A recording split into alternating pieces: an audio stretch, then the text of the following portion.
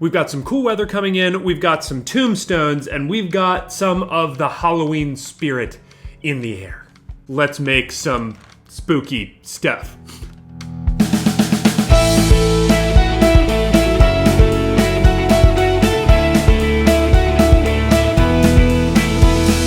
Welcome back to the channel, everybody. My name is Garmin. This is the Storycraft Society, and this week we're going to be making some spooky stuff. Halloween is not my holiday. I know there are a lot of people out there that it's like Halloween is their holiday. They are all about the spooky. That's not me. I'm not a horror movie guy. I don't like going to scary Halloween thrill places. I've never enjoyed being scared, but the aesthetic is something that I'm super into, and I feel like with the cool weather coming in and all of the Halloween vibes that are coming off of everything, I felt like it was a good time to make something that fit that flavor. I wanted to do a quick craft this week. I don't think I've done one in a little bit, and I've had these tombstones for years. They've been sitting around waiting for me to do something with them forever. So without any further ado, let's get to it.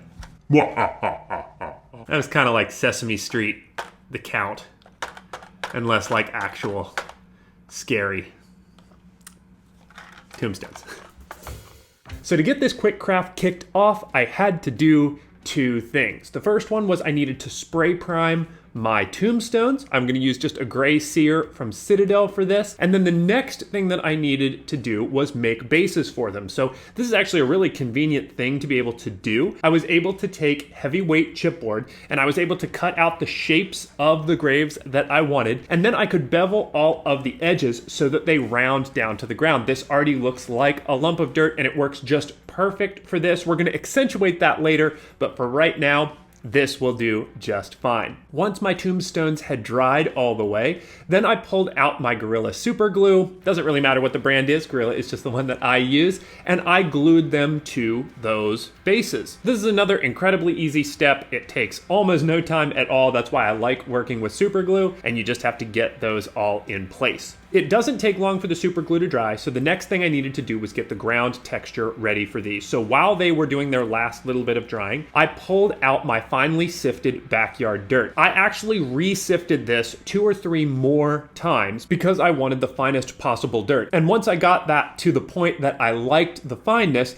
I realized that it was too dark. This looked like freshly tilled earth. I didn't want that. I wanted it to look dry. So I pulled out my Woodland Scenics Fine Turf in the earth color, and I also pulled out fine dark brown ballast. This is used for train yards. I'm not actually really sure what they use it for, but I love it for making a really realistic small pebble and dirt rock texture. I took these two and mixed them with my finely sifted backyard dirt, and this brings the color way up. I mean, you can see the difference between the two. This is my favorite part about making basing materials myself. I get to mix them to the color that I'm looking for exactly. Once I had that to the color that I wanted, then it was time to pull out my Eileen's Tacky Glue and mix that up with this dirt, flock, and ballast mixture. That was easy to do, and the trick is just to keep adding glue until you get to the mixture that you're happy with. I like it to be easy to spread, but not so goopy that it is runny. That might take you a little while to figure out what works perfect for you, but this is what works great for me. And then I spread it all over my bases, doing my best to make it as thin as possible. Now, always when you're working with PVA and dirt, it is going to get clumpy. There's just no way around it. Get it close, it will dry. As it tightens down and the glue gets nice and solid, it will just continue looking better and better and better until it's all the way dry. With that said, I have a decent amount of dry time on my hands. PVA glue absolutely sucks because it takes forever to dry. So I'm gonna let these sit for a while. Once they are ready to be looked at, then I'll come back and I'll show you where we are. We're back, baby. That was...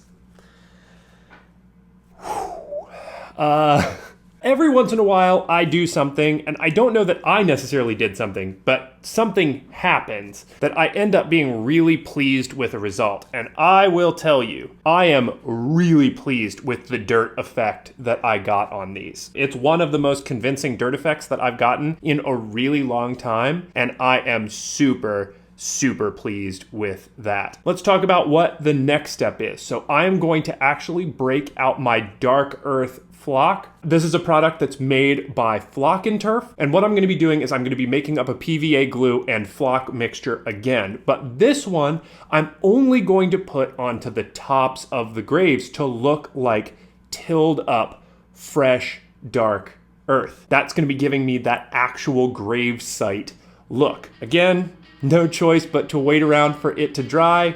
That's how that goes. But when that's dry, then we'll come back for the next step. And actually, real quick, this was just so silly on my part. I can double up on dry time right now. So instead of waiting for the mounds of fresh earth to dry, I can also be throwing my Nuln Oil shade over top of all of the little gravestones. So that's what we're gonna do. Knock that out, 2 birds, 1 stone. So the last thing that I did to get these graves all finished up is I pulled out my Woodland Scenics flock. It's a fine flock that is the color of burnt grass. I like this because it looks like dying fall grass and it just fits that spooky vibe so well when you're going for graves. I took that and put that in small patches all around the outside of the base to imply grass. I wanted my original dirt color to stick through, as well as I wanted to highlight the dark earth that is the fresh grave in the center. I just realized that I actually didn't mention in the video at all that I put tufts on them. I didn't do anything crazy here. I just super glued them down, but I chose some briary looking tufts as well as some like dark, scary looking flowers. That way that I would get a little bit of variation in the look other than just the dirt and dark dirt and grass colors. So back to the video. But that's it. Another Quickcraft knocked out and done. I say it every time I do one of these videos. I love this series so much because just plain and simple, you can get such an amazingly quick and fun result with so little time and effort. This is one of those things where if you just have 2 hours to kill on a Saturday, you can knock out a whole set of these graves and just have them ready for your table the next week. Thank you so much for watching this video. I hope you enjoyed watching it as much as I enjoyed making it. If you would like to support the channel, there's a bunch of ways that you can do that. One way that you can do that is subscribe to the channel if you haven't. We put out a lot of cool content like this, so hopefully if you enjoyed this one, you would enjoy all of the others. You can comment on this video. You can like this video. Those go a super long way to helping with the algorithm. The number one way that you can help a small YouTube channel is to just share this video with a friend that you think would enjoy it. That spreads the word of the Storycraft Society, and that grows our numbers little by bit each time you share one of these videos with a friend. So that's it for this week. Thank you for getting spoopy with me, and until next week, I'll be seeing you. I was gonna do the like mwahaha laugh again, and I just chose not to. So, thanks for watching.